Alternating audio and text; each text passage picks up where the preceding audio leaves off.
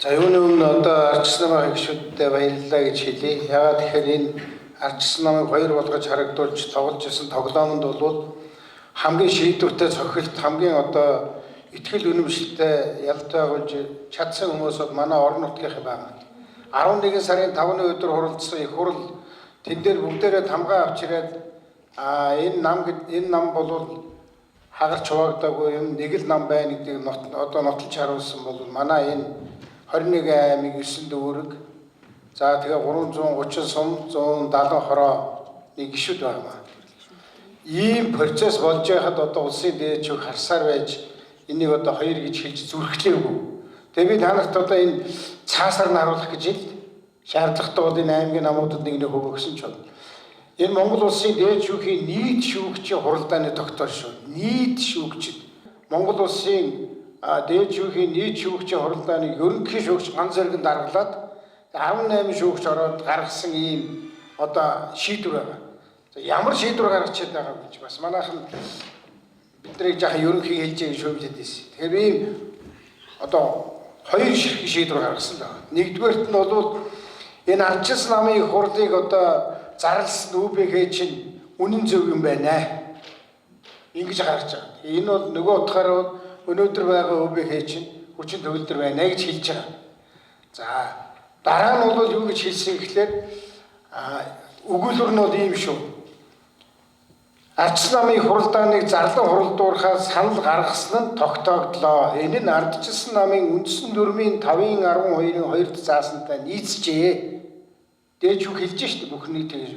Дараагаар нь ийм хэлсэн. Их хурлаараа ардчилсан намын улсын бүртгэлд өөрчлөлт оруулахтай холбоотой маргаантай асуудлыг хэлэлцэн шийдвэрлэхнийг 2. Үндсэн дүрмийн өөрчлөлт боловсруулах ажлын хэсэг байгуулах гэсэн 2 асуудлыг хэлэлцэхээс шийдвэрлсэн нь ардчилсан намын үндсэн дүрмийн төдийн их хурл нь намын бүхий л асуудлаар хэлэлцэн шийдвэр гаргах гэснийг хүрээнд байна гэж үзлээ гэдэг нь бид нар бол их хурл маань хүчин төгөлдөр байна. Энэ хоёр агуулгаар бол ингэж гарчиж байгаа. За 3 дахь нь бол саяны хэлээд байгаа нөгөө намын даргыг одоо бүртгэх боломжгүй байна гэж. Тэгээ энэ одон тонголог даргыг асууж байгаа шиг яагаад бүртгэх боломжгүй байгаа гэхээр үгүй бид нар тэр өмнө нь наадах чинь бүртгэхгүй гэж хариу өгсөн байхгүй гэж. Өмнө гэдэг нь одоо 4 сар. 4 сарын дээд шүүхийн уралдаанаас бид нар бүртгэхгүй гэж өгсөн. Тэгээд яагаад тэрнийг бүртгэхгүй гэж өгсөн гэхэлэр нөгөө нэг хоёр юм шиг болгож тэр үед хоёр юм шиг байсан шүү дээ. Сая одоо цогтгорол дарга хэлж байгаа шиг хоёр юм шиг байсан учраас бүртгэхгүй гэсэн юм буцаага шийдсэн байхгүй. Тэгэхээр энд бас тодорхой хэмжээгээр улс төр орсон уу эсвэл одоо энэ хоёр байгаа юм шиг байдлыг жаахан байлгах гэж оролдож байгаа юу нэг ийм л байдалтай байна. Гэхдээ бид нар бол манай намын гишүүд бол нэг юмд итгэлтэй байж бол одоо ингээ хоёр тал зогсчод зэрэгцээд хоёр нам гэдэг ингээ ярьдаг юм бол байхгүй. Бүлэг дээр яг хамаа дарга маань нөгөө талд нэг заримдаа нэг хүнтэй заримдаа хоёр хүнтэй суусах болол. Угтаа бол яаж байгаа вэ гэхээр хараа энэ их хурлын бүлэг гэдэг чинь нам биш. Энэ ч бол улсын хурлын бүрэлдэхүүн одоо улсын хурлын үйл ажиллагааны нэг бүрэлдэхүүн хэсэг бүтсэн байгууллага. Бүлэг байнгын хорооны хуралдаан чуулган гэдэг ийм гурван юм бол нэг байхгүй. Тэгэхээр энэний нэг бүрэлдэхүүн хэсэг болж байгаа ардчилсан намын бүлэг хэвийн үйл ажиллагаа явуулах нөхцөлийг хангах үүрэг нь бол их хурлын даргад байна. Энийг анханасаа нөхөр зөндөг хийсэн шээ. Тэгэхээр хамгаалтыг хамгаалаад эдийн нөхдөд ч нөгөө нэг манайхан одоо хамгийн сүүлчийн найдвар чаас манай хамгаалт болсон. Одоо энэ нөхрийг нэг жахан торгоол эдний хоёр юм шиг харагдана. Өөр юм байх болсон ч. Нөгөө талын улс төрийн том тоглоом бол хаанаас эхэлдэг вэ гэхээр би намынхан байгаа учраас юмыг ингээ мухар сохроор юм уу уул үндэсгүйгээр гүтгэж ярьж болохгүй. Та нар бүгдээрээ тэр өнгөрсөн жилийн 21 оны 5 сард өрг 13 гэдэг нэвтрүүлэг гарсан байгаа. Тэр маш ноцтой нэвтрүүлэг байгаа шүү. Манай намын бүх гишүүд үзэх хэрэгтэй. Би товчхон санааг нь хэлье. Тэр сэтгүүлч цаас үзүүлээд нотлох баримт үзүүлээд ярьсан ийм нэвтрүүлэг өрг гэдэг нэвтрүүлэг. Тэн дээр бол юу хийсэн гэхээр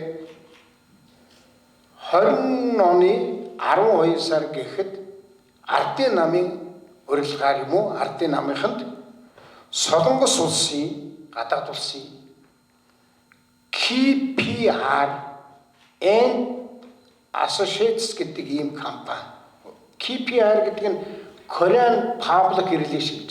Өөрөөр хэлбэл Солонгосын PR-ийн компани гэсэн. Энд Associates гэдэг компани хүмүүсийг авчирч Монголын улс төрийн нийгэм болоод улс төрийн нөхцөл байдал дүн шилгээ хийлгэсэн байна. Би их усүрээ зааж шít. Энийг би өөрөө нотолж байгаа юм биш. Их усүр нь тэнд байгаа та нар үз хүн бүх үзэх хэрэгтэй. Тэн дээрээс он сарууд нэг сони шүү. 20 оны 12 сарын 24-ний өдрөөр огноолсон зөвлөмж гаргаж өгсөн байна. Манай эднийгийн өргөдлөгээд байдаг юм хийж байгаа 21 билүү. 12 сарын 21-ний өдөр байхгүй. Тэгэхээр тэр цаас гарахын өмнө бүх процесс явсан гэсэн. Юу хийх ёстой, яах ёстой. Тэр цаасан дотор 3 төрлийн зөвлөгөө байна. Нэгдүгээрт за ингээд судлал шинжилж үзлээ нөхцөл байдлыг, улс төрийн нөхцөл. 3 зүйлийг анхаарал авах хэрэгтэй. Нэгдүгээрт улс төрийн тавцгаас хөрсөх холдуулмаар байна. Энэ хүн энэ чигтээ байгаад байх юм бол улам унаад байх юм байна. Ардын намын байр суурь. Юу ерөнхийлөгчийн сонгуультай мантай юм болох юм байна. Гэсэн нэгдүгээр зөвлөлтийг хийж байна. Энэ тэгээд нотлогдсон шүү дээ. Нэгдүгээр сарын хэдэн мөлөө 20 нөгөө таагчтай эмэгтэй гэдэг асуудал үүсгээд хөрөлсөх ажил өгсөн биз. Ингээд хөрөлсөх гэдэг хүн дээр үүсчихсэн тэрээрээ дамжаад ардын нам дээр үүсчихсэн сөрөг имижийг далд оруулсан. Хоёрдугаар зөвлөмж. Монгол Улсын ерөнхийлөгчийн 6 жилийн хугацаагаар нэг удаа сонгоно гэдэг ийм үндсэн хуулинд орсон өөрчлөлтийн ашиглаж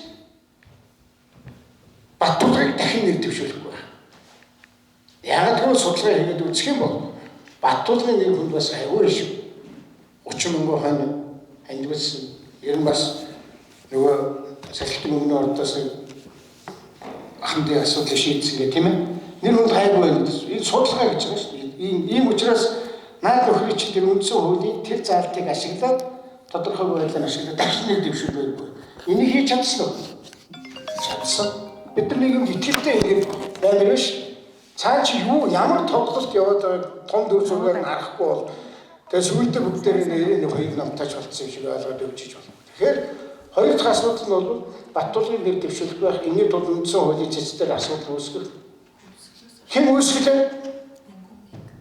Асуудал хэн хэлээ? Хүн намд биш.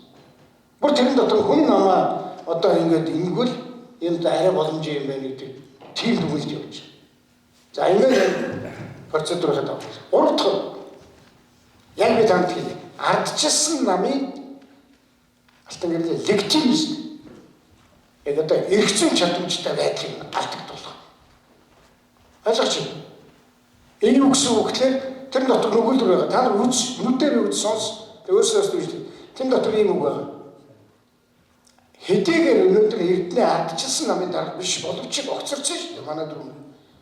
Тэгвэл тэр бүртгэл дээр бол бас нэр энтэн байх шиг байна. Энийг бол ашиглах нь зөв.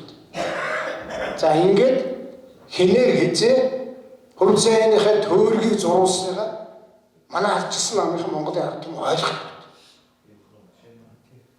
Зурцсан зургийн дагуу явсан процесс байхгүй.